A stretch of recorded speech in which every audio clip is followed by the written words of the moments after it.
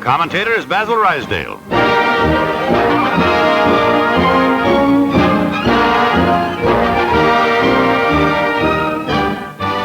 A sensational disaster unrevealed during the war. The British battleship Barham is torpedoed, capsizes.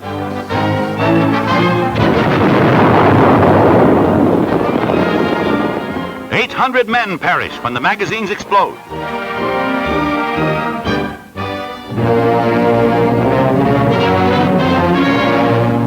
Hitler's most terrifying secret weapon, the V-2 rocket, is disclosed.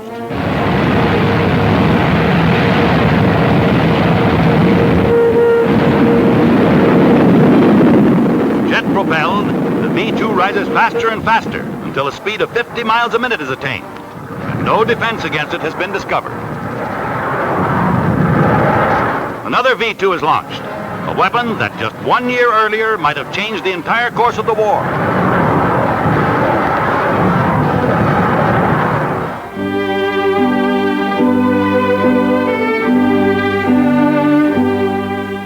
A funeral train rolls slowly past the grief-stricken people of a little town in America. And all over the freedom-loving world, hearts are bowed.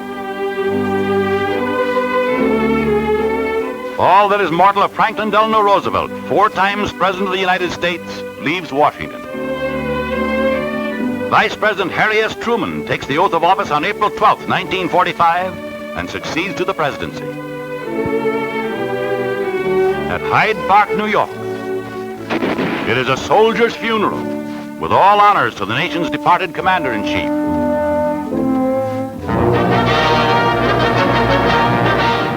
The last flaming hours for a doomed city. Berlin, once mighty metropolis of a proud nation, now crumbles under the merciless pounding of Russian artillery. The senseless last stand of the Nazis results only in complete devastation. Nazism comes to an ignoble end.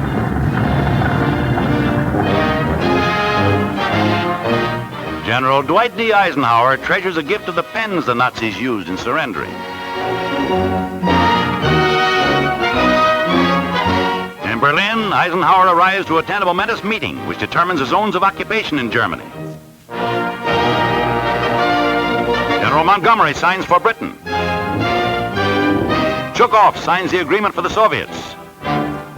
General Eisenhower signs for the United States.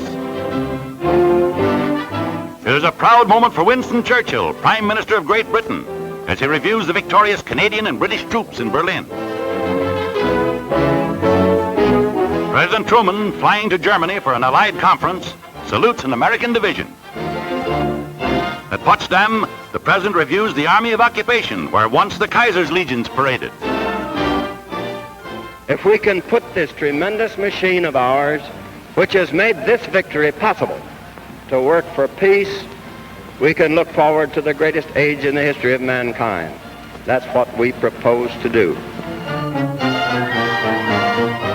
The flag that flew over the Capitol at Washington on the day of Pearl Harbor is raised at Potsdam.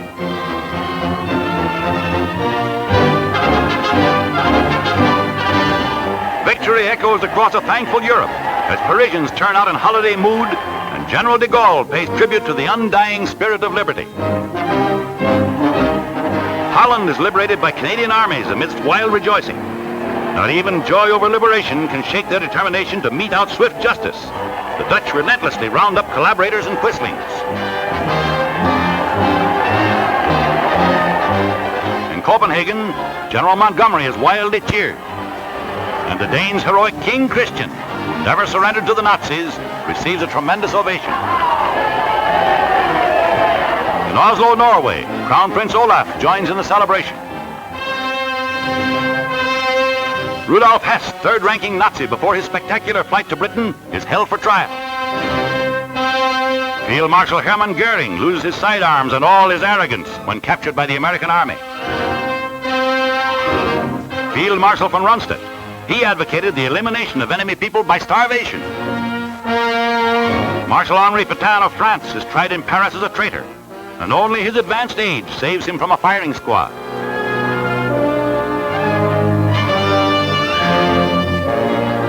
The hated collaborator Pierre Laval goes on trial, and his arguments fall on deaf ears.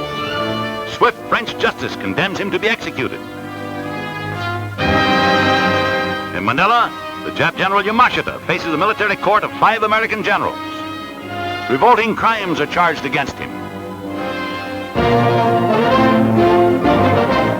One of the greatest scenes in American history is filmed on Iwo Jima by a daring cameraman.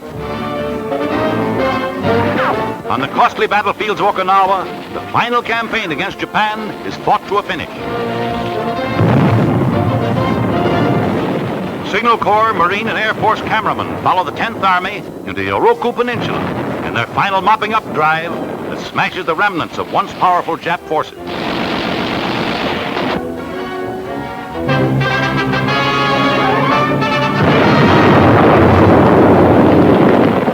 The atomic bomb explodes over Nagasaki, Japan. The Japs were ready to sue for peace when this one bomb wiped the city off the map, with reverberations felt politically in every capital of the world.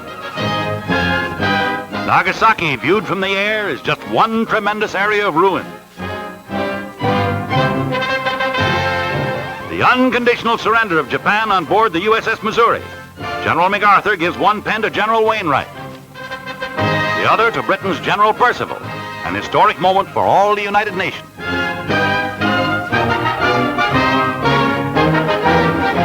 The first American occupation troops to enter Tokyo, the famed 1st Cavalry Division, liberators of Manila. The American Embassy, fortunately undamaged amidst the bomb-smashed city, is the headquarters of the Supreme Allied Commander, General Douglas MacArthur. He arrives accompanied by Admiral Halsey, famed commander of the 3rd Fleet. The same flag that flew over Rome and Berlin is raised over Tokyo. At the Korea Naval Base, the Japs have their Pearl Harbor, but no sneak attacks smashed these once powerful ships. They were challenged to come out and fight.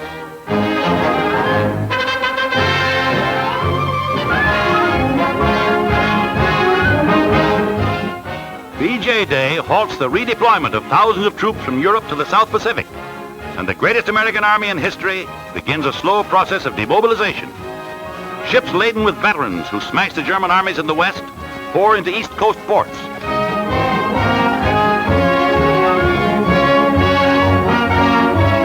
The Saratoga, veteran of 8 major carrier actions, brings South Pacific veterans into San Francisco. Navy men, too, are coming home. And what a thrill!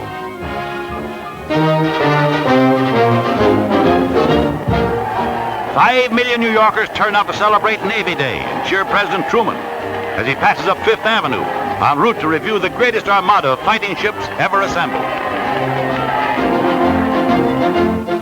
Strung out for miles at anchorage in the Hudson River, the fleet thrills vast crowds of spectators thronging Riverside Drive.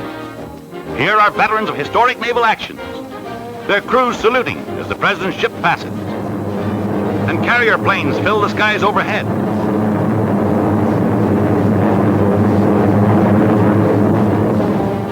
"21 guns from every ship in the fleet is the presidential salute. And there's the great battleship Missouri firing.